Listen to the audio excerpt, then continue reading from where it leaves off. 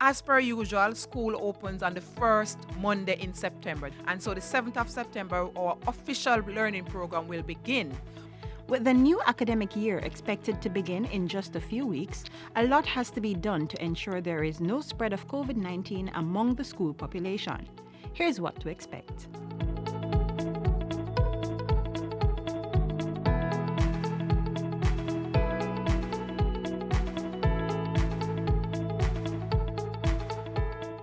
In order to uphold the social distancing guidelines recommended by government, a phased blended learning approach will be adopted by a large number of institutions this year. While smaller schools will resume normal operations, large high schools and very large primary schools will adopt a rotational system.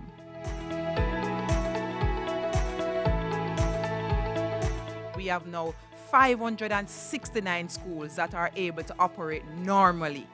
So it means that everybody will be in the same space every day. And of course, we have to observe the physical distancing. So with the infrastructure that we have in place in these institutions, they will be able to accommodate their fully enrolled students. And some of these schools will get what we call temporary learning spaces via tent or via rental agreements with nearby institutions such as our churches or those that have conference halls or so forth. We have approximately 303 of our schools that will operate what we call the rotational model. And the rotational model, parents, really means that some days some students will operate in the virtual space from home and while others are at school. And then those students who will be at home on one day will come back into the physical school another day, and other students will work from home. Some schools will extend their operation times so that students can attend classes in phases. We have the extended day model as well, where some schools will have our children coming in from 8 o'clock to about 2:30, and others will join from 10 o'clock to about 3:30. So it's a staggered shift in a sense, and that will avail some physical space. And so persons can be kept safe in the environment, both teachers and staff members. All students at the primary and secondary levels will have their temperature checked upon arrival. They must wear masks at all times, conduct regular hand washing and sanitization, and maintain 6 feet apart social distancing at all times. But for those parents who are still nervous about sending their children back to the physical class setting, homeschooling is always an option. We have a homeschooling framework in place, which is monitored by our independent schools unit. And so parents who are interested can apply through our independent schools unit at isu@moey.gov.jm. And we will provide you with the guidelines, and of course we will support you through this process if you are so interested in this approach. To address the learning lapse experienced by some students during remote teaching and learning, all students returning to the classroom will be assessed.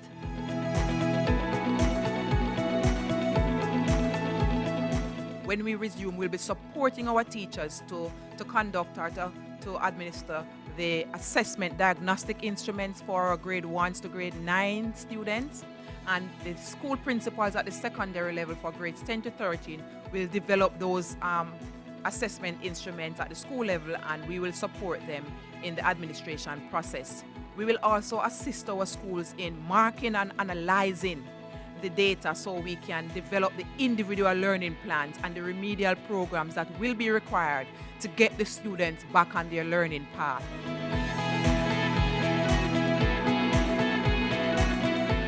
Our ECIs and our basic schools, our infant schools, they will also commence in September 7th. They will also experience their simulation week activities to make sure that our babies are sensitized and their parents are sensitized and the staff members are sensitized as to the protocols. Our babies are a little different. The groupings are smaller.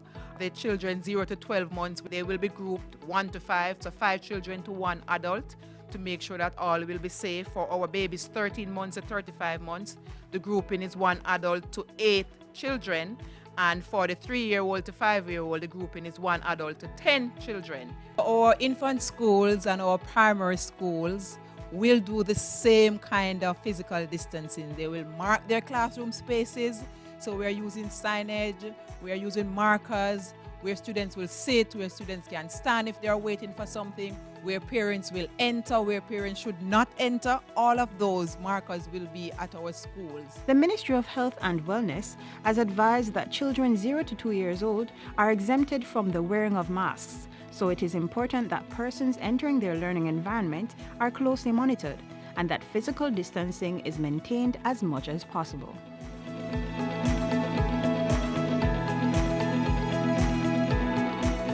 In terms of start times, most of the tertiary institutions will resume as per usual towards the end of August with their returning students.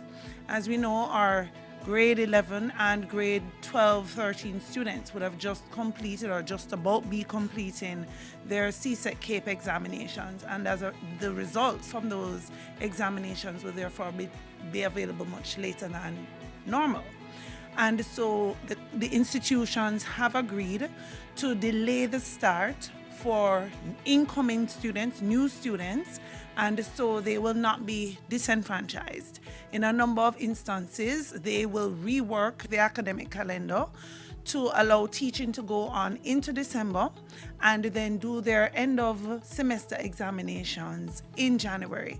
As it relates to safety protocols, all the guidelines that have been developed by the Ministry of Education, Youth and Information will also be implemented at the tertiary level.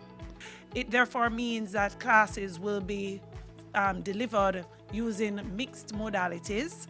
Some institutions are going to offer some programs fully online.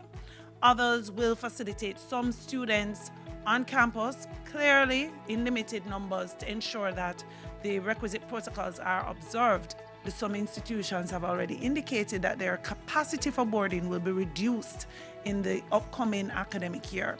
It's therefore important that students who would have normally accessed boarding begin to communicate with their institutions, ensure that they know what processes will be used to determine, and they know what space will be provided.